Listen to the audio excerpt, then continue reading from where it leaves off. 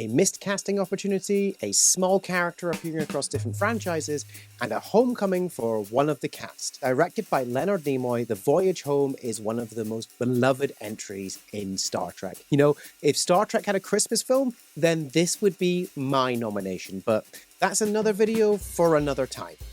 In this video, we're diving into 5 facts you didn't know about Star Trek IV: The Voyage Home.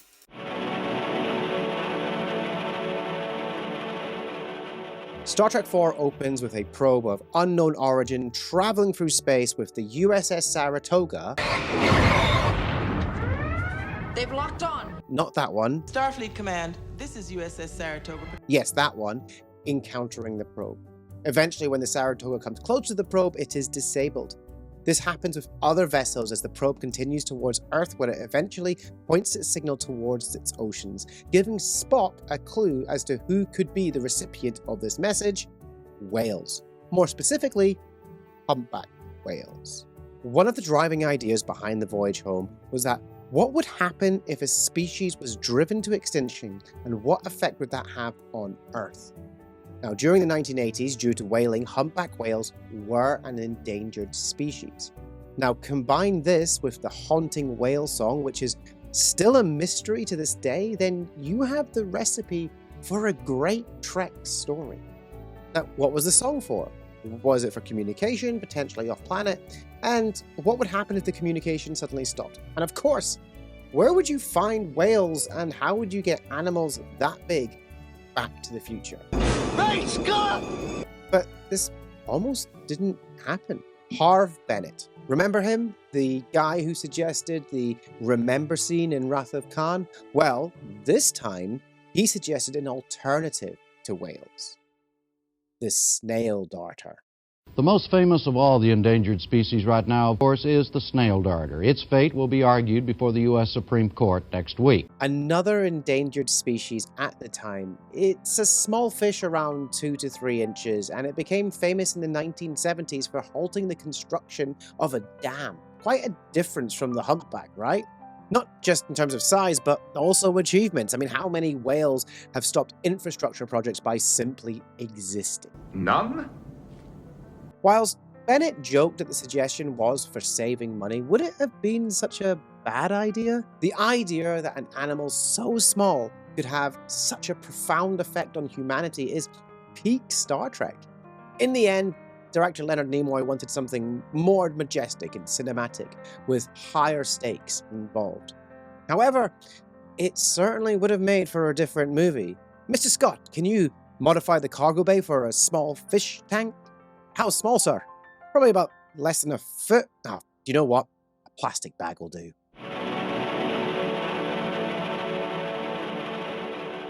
The best or worst idea in the world. That's how executive producer Jeffrey Katzenberg described an early draft of The Voyage Home, which included a role for Eddie Murphy. In the mid-80s, Eddie Murphy was 2 things. 1, an up-and-coming star in Hollywood, thanks to hits like Trading Places and Beverly Hills Cop. And 2, a massive Star Trek fan. The only good show on TV now is Star Trek. That's some good. Now, naturally, Paramount saw the chance to combine one of Hollywood's biggest stars with one of sci-fi's most beloved franchises, and in an early draft of the script, Murphy was an astrophysicist at Berkeley, and Gillian Taylor, the whale biologist played by Catherine Hicks, did not exist. According to Leonard Nimoy, when they went to discuss the possibility of him joining The Voyage Home, Murphy wouldn't talk to them until an episode of Star Trek he was watching had finished. And listen, I get that. I don't respond to my crying kids until those credits roll myself. In the end, the casting didn't happen. According to writer Steve Mearson, the process became less fun and more political. While Eddie Murphy himself, in an interview with Jimmy Kimmel, he insisted that he declined the role because, quote, "I wanted to beam up and be on the ship, not in San Francisco." And look, I think it's a shame we never got Eddie Murphy trading lines with Kirk and Spock, especially since we were robbed of this potential scene. Shrek! Fiona! Mom! Harold! Ah!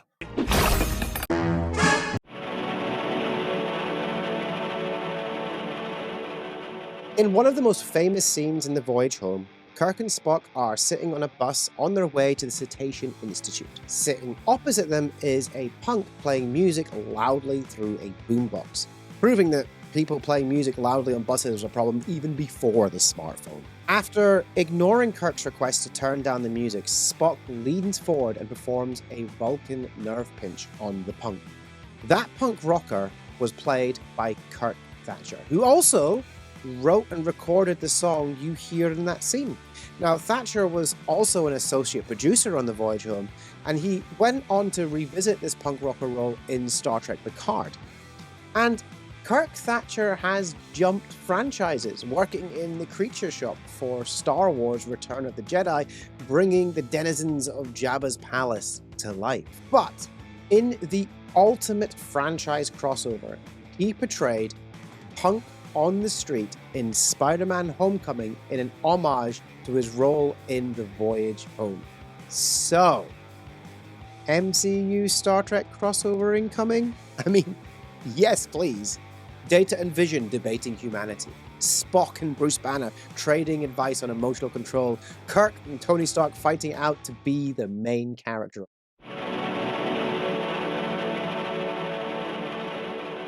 Between 1947 and 1991, the world was in grip of the Cold War.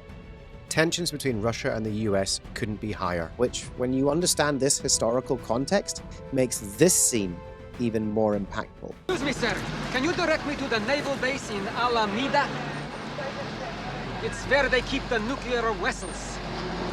So imagine how big it was when, in 1987, Leonard Nimoy and Harve Bennett were invited to screen The Voyage Home in Russia at the Spaso House, the US ambassador's residence in Moscow, to celebrate Russia agreeing to join the world community in banning factory whaling. For the global community, it was a major diplomatic moment, but for Leonard Nimoy, it was a chance to reconnect with his roots. His parents were forced to flee Russia to the US to escape persecution, and while in Russia, Nimoy took the opportunity to visit their hometown. In his book, I Am Spock, Nimoy recalls meeting relatives that did not speak the same language as himself.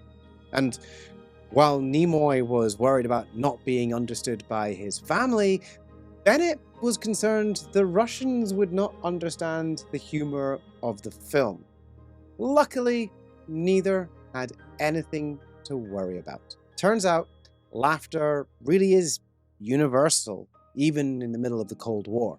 Who knew that a Russian man running around San Francisco looking for nuclear vessels could do more for diplomacy than, well, the UN?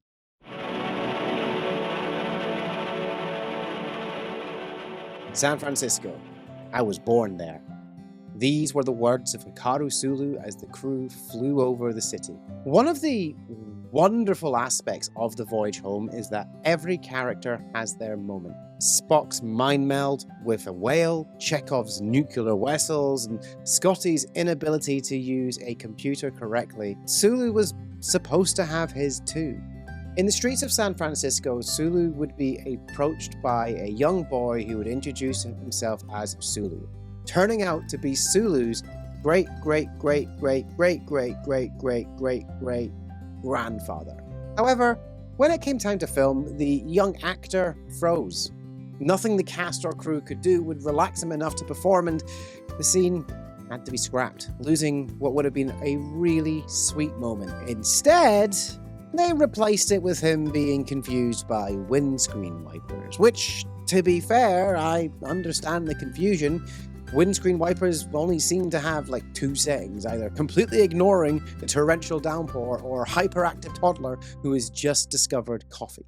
So, there you have it. But now it's your turn.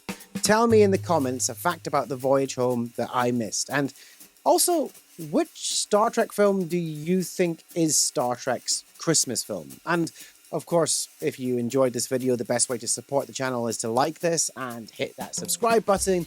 We're working towards 1,000 subs and I'd love to have you on board. Thanks for watching.